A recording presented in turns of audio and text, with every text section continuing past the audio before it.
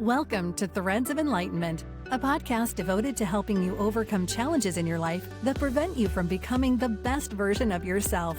Each episode features interviews with people from all walks of life about their journey of self-development and the principles they utilize to overcome their fears to achieve their desired outcome. Ready to be enlightened? Here's your host, Ken Primus. Welcome to another episode of Threads of Enlightenment. Guys, you know I've been away for a little while and I made a video to update you as to what's happening with my family and on my side. But I love what I do because I feel as this is my assignment to help others outside that are seeking help, seeking answers from their pain, from their journey. So that's why I'm here and I'm so excited. Today we have a wonderful guest and I want him to introduce himself to you. As you know, I would like to first thank them for coming to the podcast because I know that they're coming with a couple of things I deem very expensive. That is their time. AJ, time, valuable stuff, that commodity. Many of us don't understand the power of it, how to use it, how to utilize it. And I can tell someone's life by how they utilize time. It'll expose all kinds of stuff about you and how you think and how you process things. The other thing is that journey, AJ's powerful creator. Why? Because it created you. And we want to honor you and thank you for coming and sharing both of these precious commodity here with us at Threads of Enlightenment. AJ, again, thank you so much for coming to Threads of Enlightenment. Great. Thank you, Ken, for having me. It's really a pleasure to be here and to be with the audience on this special day. I'm AJ Coleman, and I'm known as an individual who contributes as more a resilience mentor. The hardships that I have gone through since my childhood to where I am today at 48 years old, it has been truly remarkable. When I look back and I talk to different people, and people always ask me, like, how do you overcome some of these hardships that you've had, from a loss of a spouse, a disability, loss of a job, loss of faith, and loss of companionship, and being a single dad. Like, the list just goes on and on and on. And what I have learned through this entire journey is sometimes you get put into certain places and times to test you. And when you grow, you elevate your status, right? You can take on more. I've always believed that, God would never put you in a position that you couldn't handle. And it's something that I learned over time to carry with me. And it's really a key to my existence today, how far I've come. But my purpose is to do more. My purpose is to grow with audiences around the world and help them through their challenges, through their setbacks, and give them some tools or at least some positive thoughts that they can consider to help prevail them forward. Because when it's all said and done, who you are is what you bring yourself to be. And I think that's where the most important piece of who we are today is how we want to be recognized. How do we want to be perceived? When you look back at your life, you want to look back with accomplishments, feeling good about what you've done. Yes, we've all made mistakes, but that's how we learn. That's how we grow.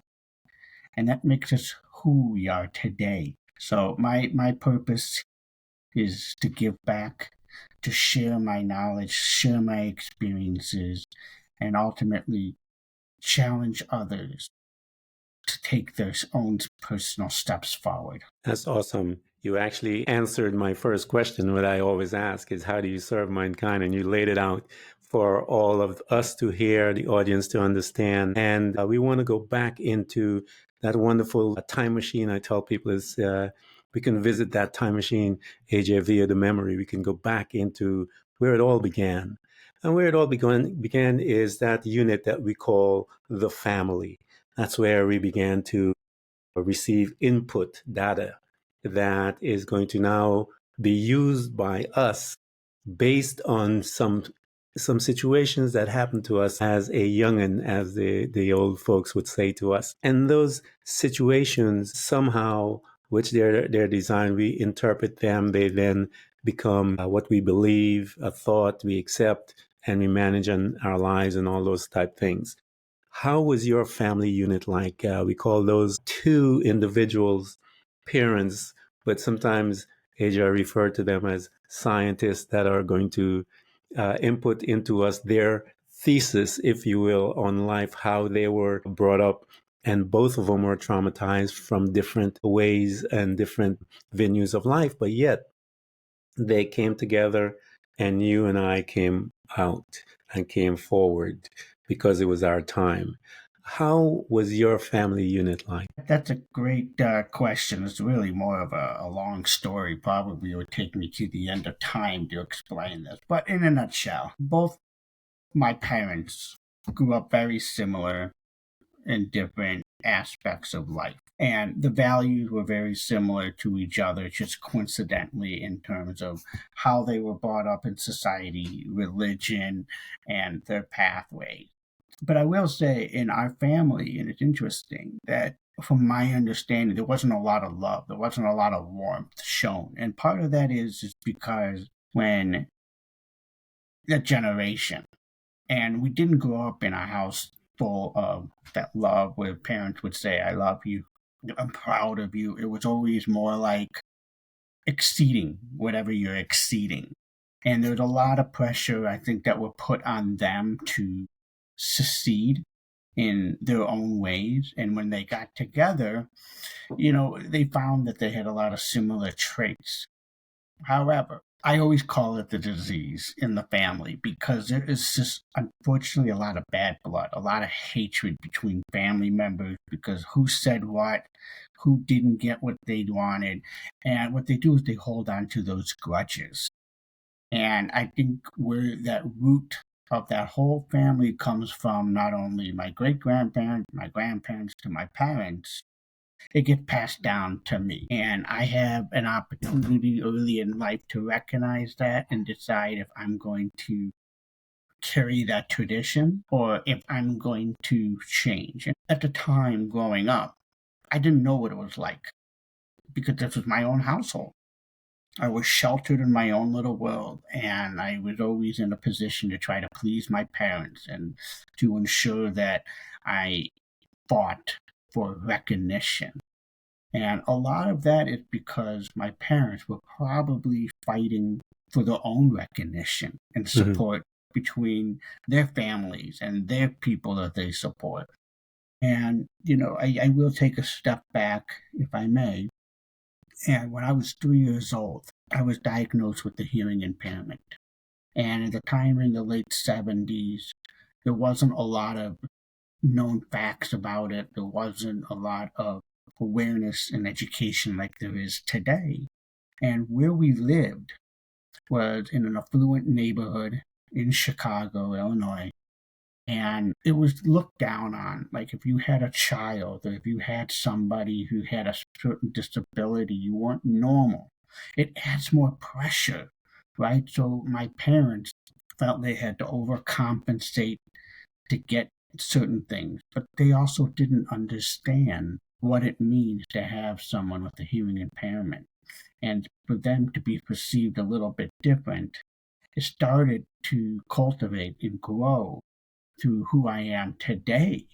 And, growing up, it was a struggle because I didn't understand my hearing impairment. There wasn't anybody I can talk to. And of course, when you grow up, kids say all sorts of weird things, right? And then sometimes it sticks with you. So I think with my parents, the root cause is more of that generation. They've always believed that they had to go above and beyond, and they fought for love and respect from their own families. And it kind of got carried into me. But it's funny, I look back now, I'm like completely opposite of my parents. So, I learned early on what I was going to happen and learn through. And it's interesting to see the different dynamics of who I am versus who they are. My mother always tells me, like, who are you? You don't get stressed out like we do on this certain topic. You just go with the chill. You don't make this. You don't seek for forgiveness. You don't seek for any of that. Like, who are you? And I always laugh, and I say, "Well, I'm your son." Yeah, that's a profound question that mom would throw at you, AJ. And I think that's the question that most of us as adults um, still have to answer that. Who are you apart from some women, apart from your husband, apart from your dad and mom, your parents, apart from your kids, apart from your job, apart from all the outsiders, if you will? Who are you? And so it demands an answer, and that is the answer that you and I forever will be haunted by if you want to go on this path of self-discovery, finding out who you are. Who are you? And it doesn't matter what level you get to, you're still asking that question. And that question will open you and take you deeper deeper. How big am I? And I tell people we are so vast and so powerful that it will take us a while, several lives, to figure out the power of us. Because on the onset, AJ, we talked about, I mentioned to you how I grew up in the church. And I remember in my belief system, God began to command things that he needed to come together to fulfill his purpose. And we call that the creator. And I see the same thing in your life and in my life. We have to do the very same thing to create. We have to step out of the program of less than, you are not this, you are not that, and whatever, and begin to take our place as the creator, the designer of our world, our life on an individual basis. And as we begin to do that, I think that's when we began to affect the others. When God said, "Let there be light, let there be, I need this," and whatever, and there was. And we get an opportunity to see a degree of that in our life. When we begin to call things out, all of a sudden, that individual, that job we needed, whatever we needed, just manifest. And there was. But that process is what we are here to talk about, because many of us don't believe that we have that ability to make that thing happen. So here you are, this young man that has gone through so much, seeing all of the interesting intrication that is dealt within the family and learning of that and understanding some of the generational things that you begin to notice, as they say. How did that, AJ, even though your mom was throwing that profound question at you, how did all of that begin to form you? How did you think? How did you begin to relate to others with all of that happening? When growing up, right, we live in a very sheltered world, most of us, I should say, where we are influenced by our parents and how they interact with us, how they interact with others. And we start to form a perception, oh, this is what we need to do and grow. And at 18 years old, I graduated from high school and went to college. And that was the first time I actually saw what the real world is like. And it was amazing, right? It was like, oh, people are doing this, people are doing that. People can show affection, people can show love, people can say certain things, right? Growing up, we never talked back to our parents, right? When you heard the word no, that was it. It wasn't like a negotiation. In college is where I started to really learn about who I was. And at the time, I was very concerned about my social perception. And as someone who has grown up with a hearing impairment and had to wear hearing aids, I felt different. And I wanted to reinvent myself. And it was interesting because when I went to college, nobody knew. I ditched the hearing aids. I reinvented about who I was. I built my entire perception of who I was, just going out and just living life and having fun, working harder. I had to work a little harder because I couldn't hear everything, but I sacrificed. And as time went by, you start thinking about, is this really the life that I want to live, right? Who I want to be. And in college, it's an amazing experience, right? You discover who you are, what you like, what you don't like. You have great, profound experiences that will take you through the end of time. And we still talk about some of these experiences.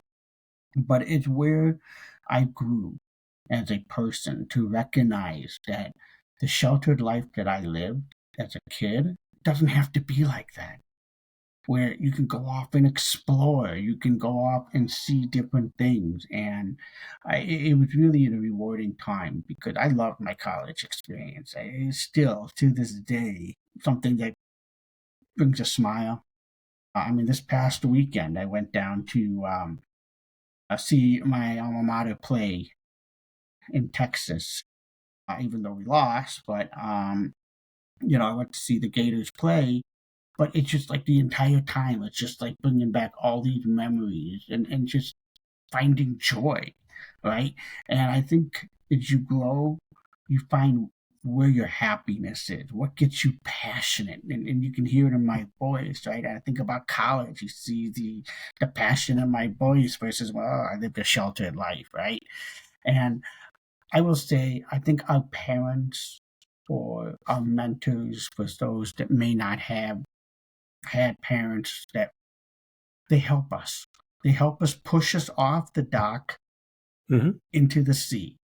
And as you continue to navigate around the world, you start formulating different ideas and what you like, what you don't. And the key is finding happiness and in whatever it is that you do. And if you're not if you're not happy with something, it's really up to you to keep searching for. That's why we resign from our jobs. That's why we may decide that our companions may not be the right fit, or we realize we want to go out and increase our financial wealth, right? There's a lot of different things, but everything starts inside with an internal thought, and the experiences and values that we have enable us to take those steps forward, to push us further.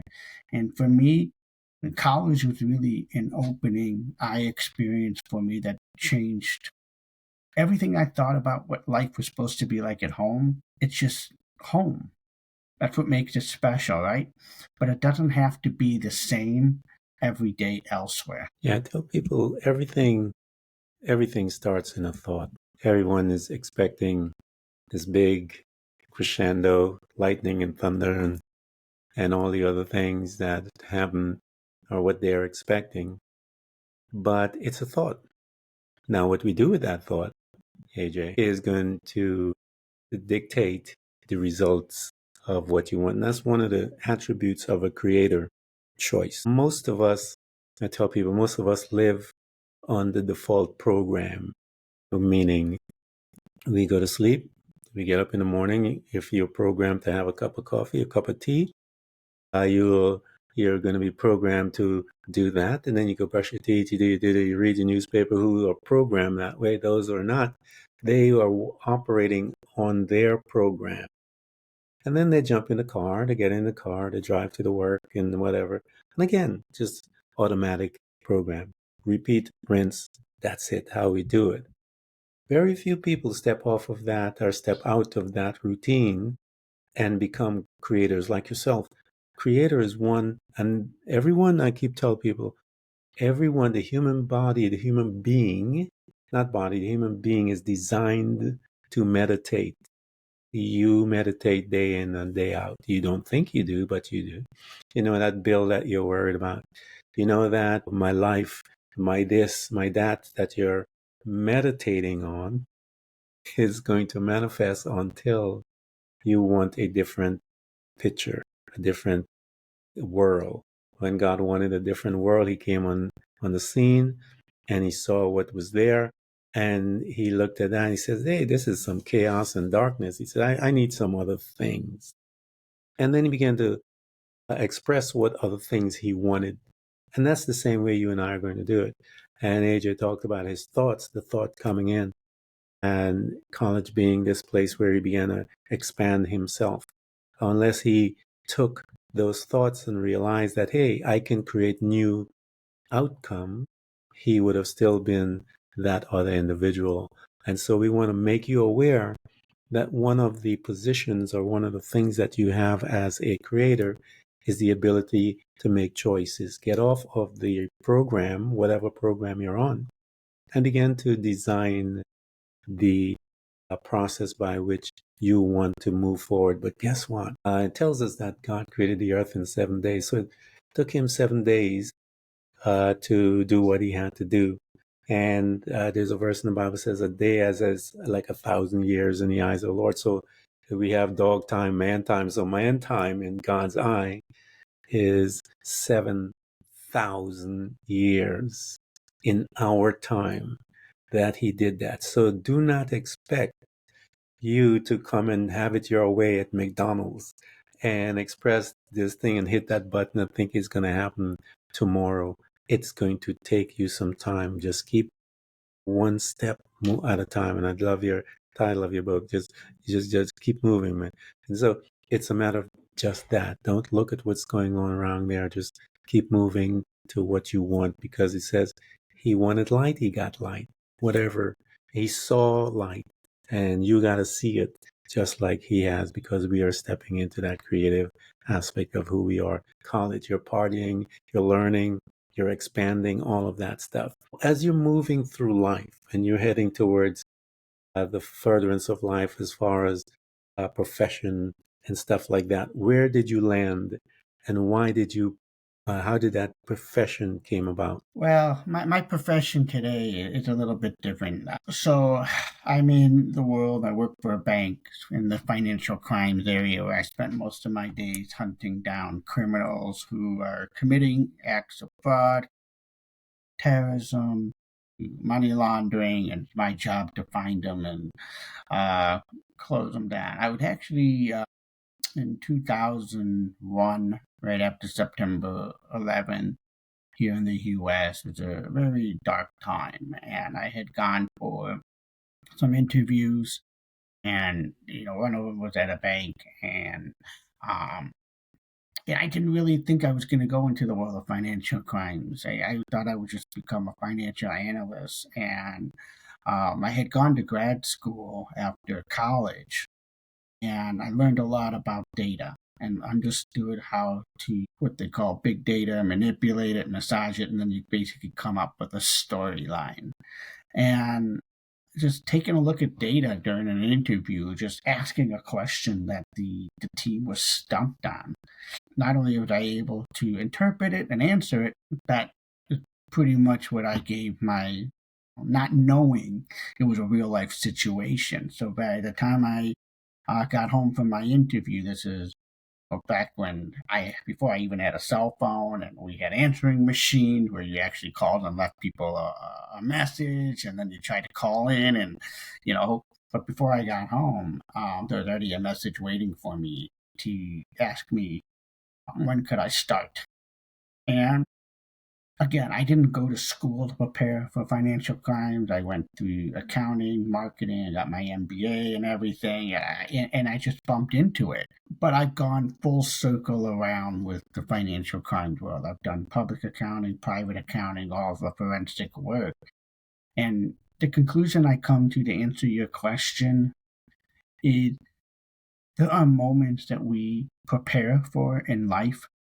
We spend our time studying, preparing for this certain degree, and we're going to come out there and we're going to make millions of dollars. We're going to change everybody's perceptions in this world. And then we come out and it's nothing that we thought we were going to do, right? I thought I was going to go more into a particular area, but in the world of financial crime, and that goes back to what you were saying earlier, is like we are destined for something bigger, right? And God doesn't want us to stay in one place.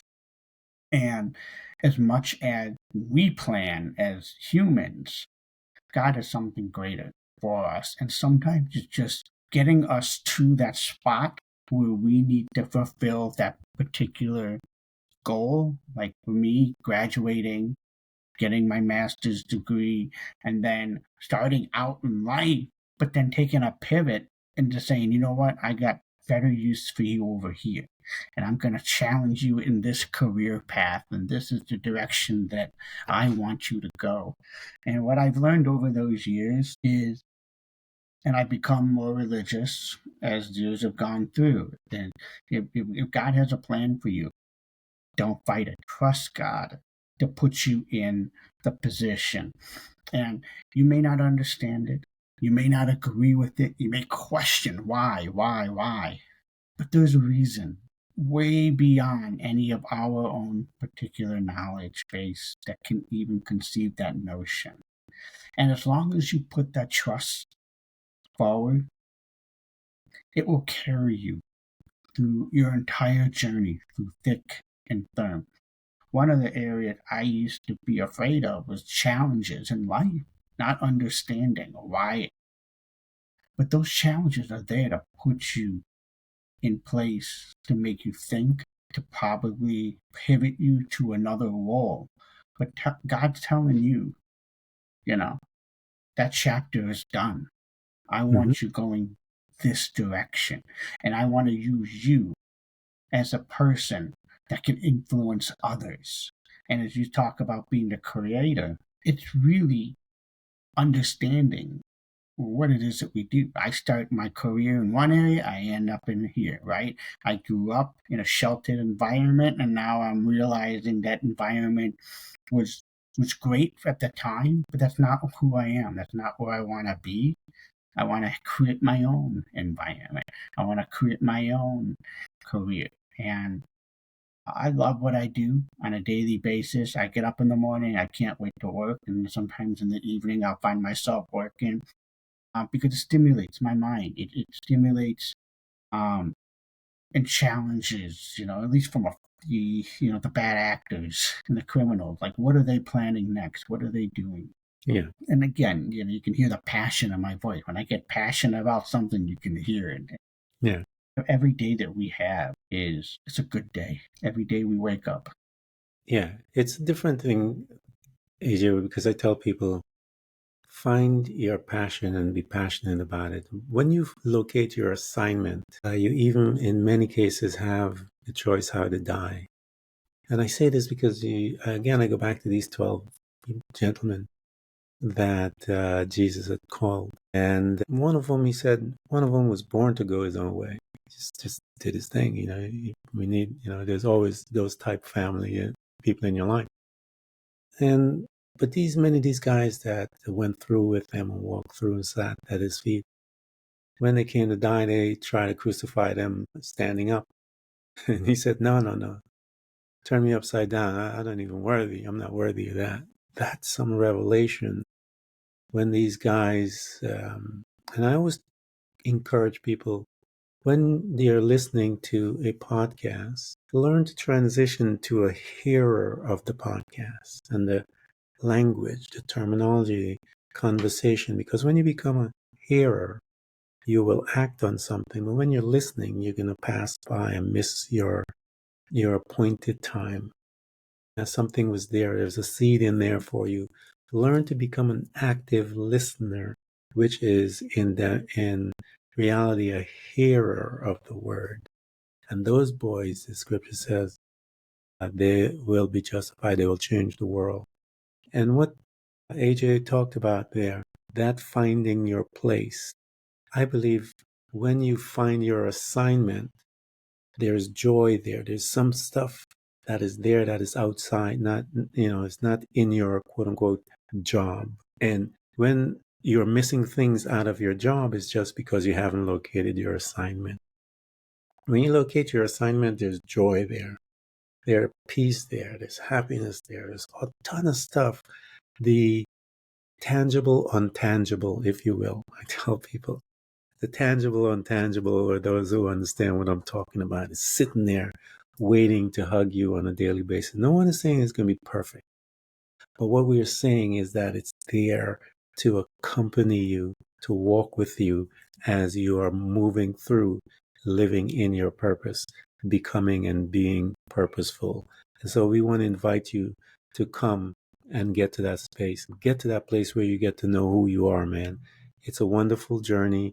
It is not an easy journey. It is a painful, wonderful place to be because you will see some beautiful things about you, how valuable you are, how one of a kind, how unique, and all of these things. And so, as we're talking, having this conversation with AJ, AJ is walking through, but he's acquiring some things that I want to tap into that I keep telling people parts of the tangible or intangible. We start getting some insights and wisdom and knowledge, man, as you go through those dark places. And I want AJ to talk about some of those things that he learned, some of those tools that you brought into your space, AJ. We know that out there in the ether, there's all kinds of wisdom and stuff like that, but the wisdom is out there. But when we take the wisdom and bring it into our space and adapt it to us to gain something the Bible says is one of the most powerful things out there, and that is knowledge. You got to get some knowledge, how to apply that wisdom that is sitting up there and use it in your space, in your life to bring your desired outcome. What were some of those tools, AJ? I know for me, meditation was mine. It saved my life. There are tons of other stuff out there. What was those tools that you started to bring into your space to assist you to navigate from that dark place that you resided to that new location that you wanted to be? What were they, and how did you use them to get to where you need to be? One of the darkest times in my life is the time that I was most tested, both emotionally, physically, mentally. The day that my wife was diagnosed with terminal brain cancer, and we were just beginning life. Our daughter was born, was 2 months old, and we were both in our early 30s. And I cried privately for a few minutes and brushed myself up and says, whatever the odds are, we are going to beat. I don't care about the money. I don't care about anything else. I care about my wife and the thought of our daughter growing up without a mother terrified me. And during those 14 months that my wife was terminally ill, I was tested not only from my career, my patience. We had to relocate our home. We had to move to a different state. The aspect of, the story of mom, dad raising a child, those intimate moments the first year were all gone. I had to share those moments with others, grandparents, and with others because I had to find a balance between my career, raising a baby, my wife, taking care of her as a primary caretaker, and my wife had limitations from the cancer. And it was during that time where I learned how much I could put on my plate and still carry through. And I refused to give up. The doctors would say, AJ, why are you spending so much money on the treatments? There is no hope. There's nothing we can do. This is a very aggressive form. And I just kept pushing. I kept pushing. I believed that we were going to beat this. When it came to the end, my wife, with those treatments, lived long enough to see our daughter walk. The last image that my wife saw when she was alive wasn't me, wasn't anything else. It was her daughter, and she was able to give her daughter a kiss. And at the time, I didn't know that was really just the beginning of my journey. Yeah. And taking those experiences of what I went through with the loss of a spouse, becoming a single dad, and raising a little girl that's 1 year old that needs me, and trying to figure out how to, get the diaper routine, going. It tested me, and it propelled me to the journey where I ended up writing a book about my life and my experiences as someone with a disability, someone who's lost a spouse, being a single dad, and putting that test through. And I didn't know at the time, but my purpose was to take all these experiences and all these setbacks, somehow put it all together into one type of, I guess, and share this with the rest of the world and challenge others, you know, when their spouse or their loved one is on the verge of passing. That's your time to make a memory. That is your time to carry something that's important to them with you and to continue that legacy. Because when you handle what I think death or loss of a loved one or in general, it's all about closure. That's what grief is. It's about closure in life. And there are some people who never get that chance for closure, and it just stays with them through eternity.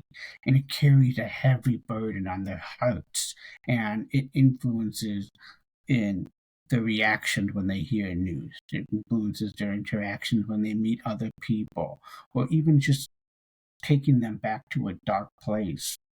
And during my wife's illness and ultimately, us losing that battle, I learned that I only have one direction, and that is to keep those feet moving forward.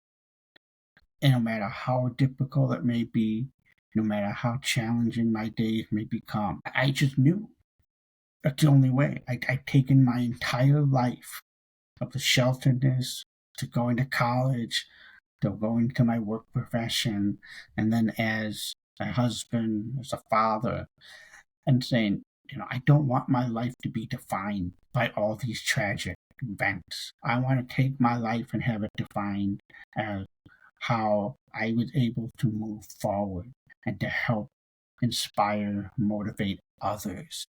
And at the same time, understand that we don't meet by chance. We meet by purpose. And it's no coincidence that any of us are here today. And a lot of people think back and say, well, how do you overcome certain things? It changed my entire life. Part of that is just moving forward. Yeah. Many of us don't understand the legacies that we do today.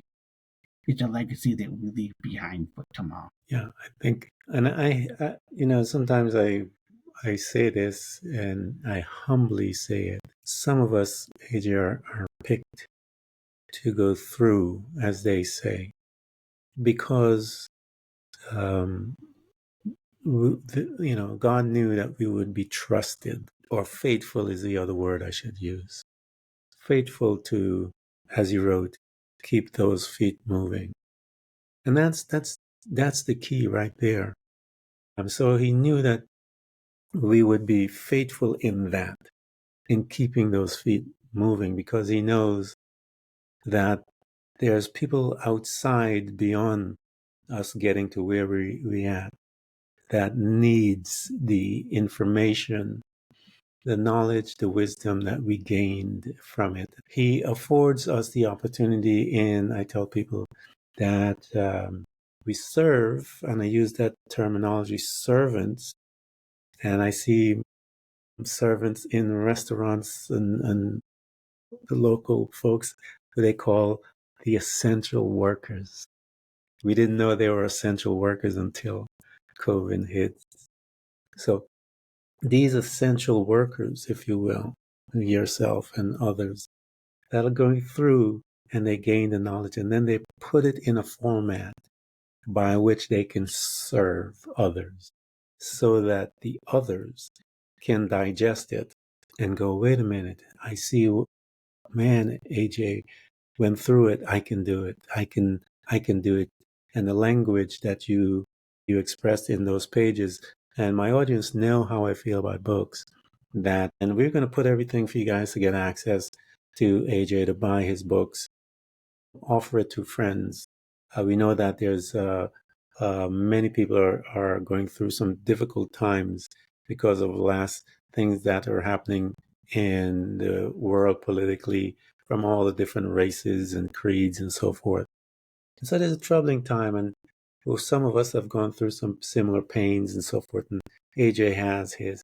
Purchase the book. You know someone that's going through pain similar to what he did, losing his spouse due to cancer and all of these different things, his disability and all these things. Offer them as a present. Show them a little more insight than just some hanging out and going to drink some beer and all those different things that just cater to the flesh and the outside and not to the inner being. Offer them some insight, some food, if you will, and partake in that divine introduction into learning who they are. It's a powerful place to be and to be a part of.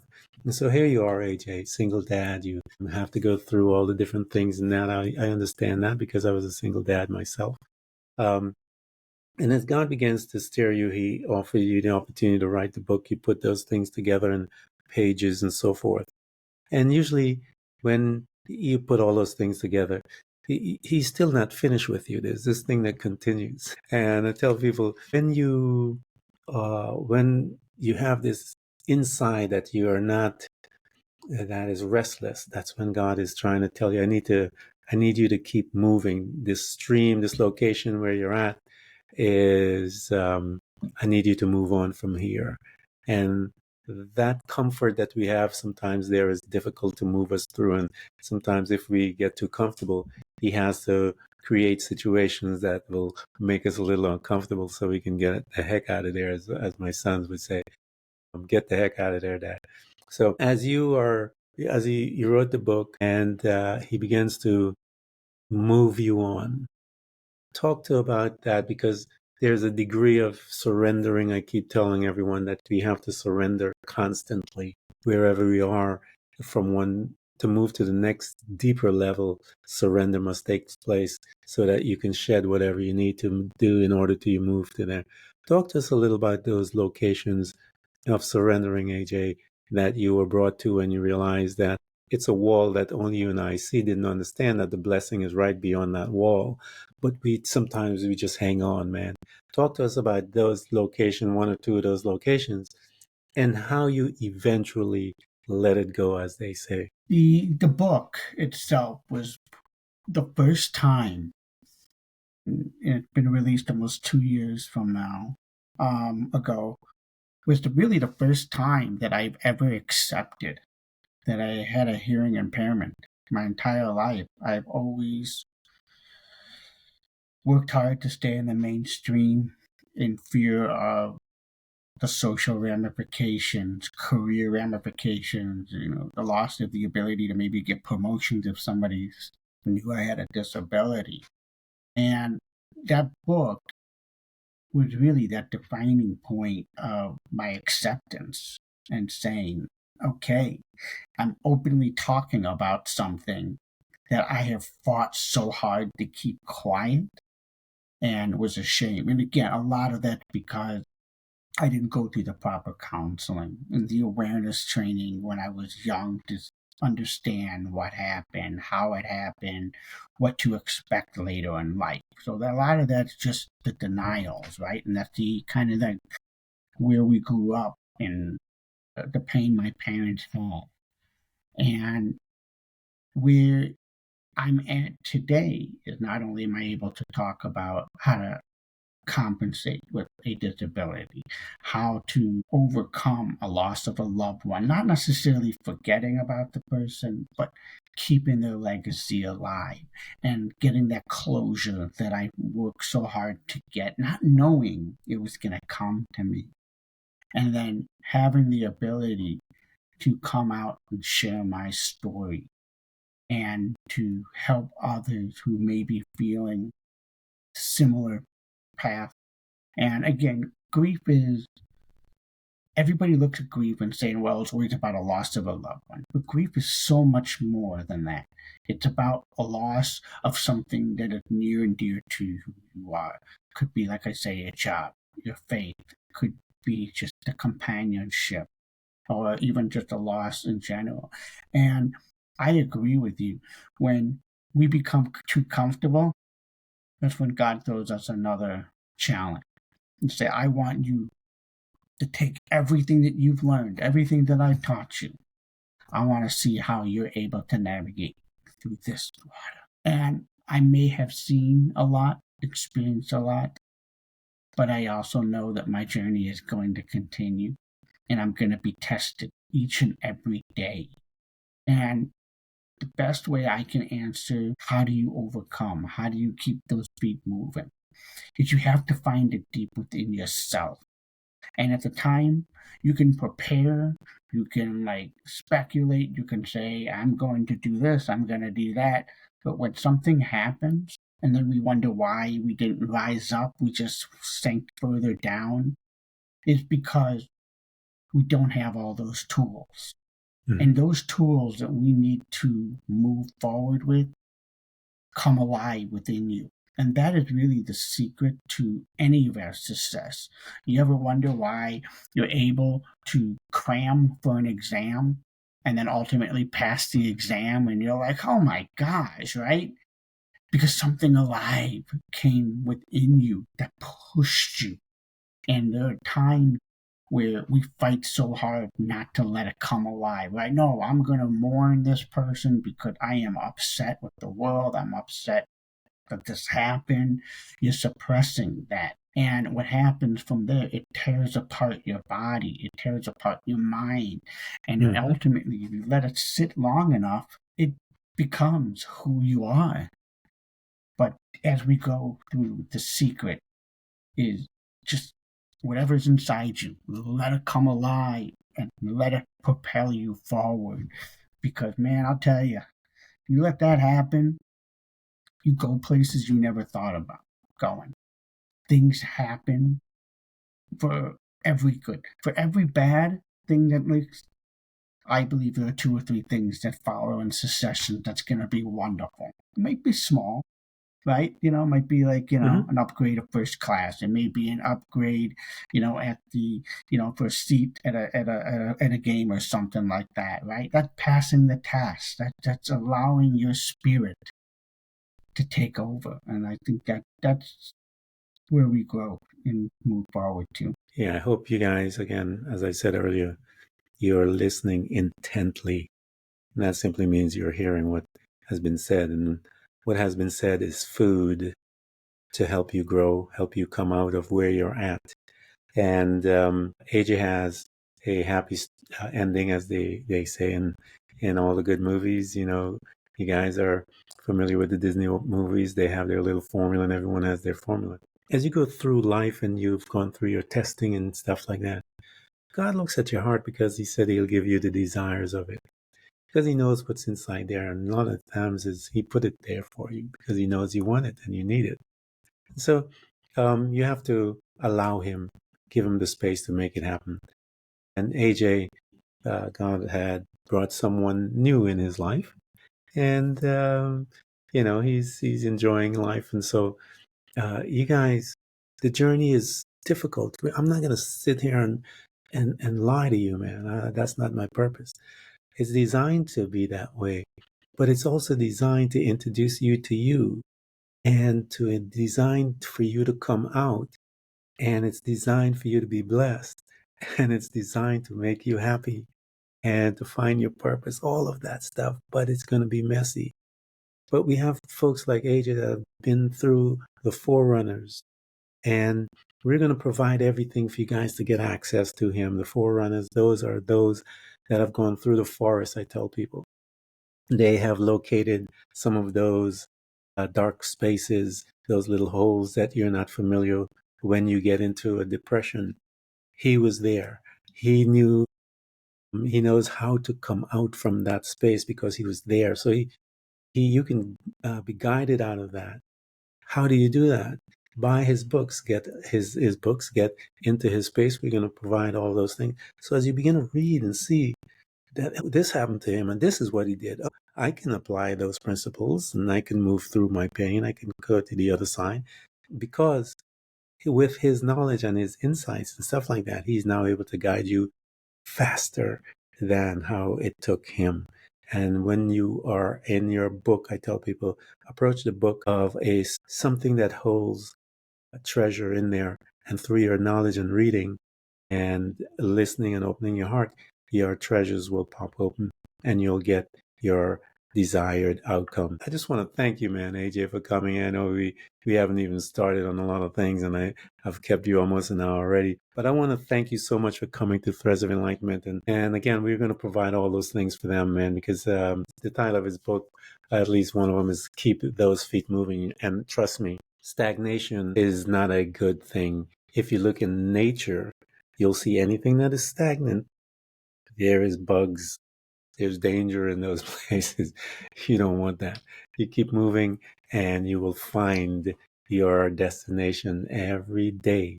One step will take you further than doing nothing. It's okay to, the journey is not constantly, sometimes we fall down. Sometimes you cry a little. Sometimes you're bruised up. But the key is keep those feet moving. Keep it moving, man. I'm telling you, you will be successful. Again, AJ, thank you so much for coming to Threads of Enlightenment, man. Thank you for having me. It's been a pleasure. It's been an honor, man. Thanks for tuning in to Threads of Enlightenment with Ken Primus. Hopefully you're now feeling more empowered to overcome the challenges in your life, whatever they may be. Share that inspiration with others by telling them about this podcast, rating it, and of course, remember to subscribe so you don't miss a single episode. For more connection, you can find us on Facebook and Instagram by searching for Threads of Enlightenment. Until next time, stay enlightened.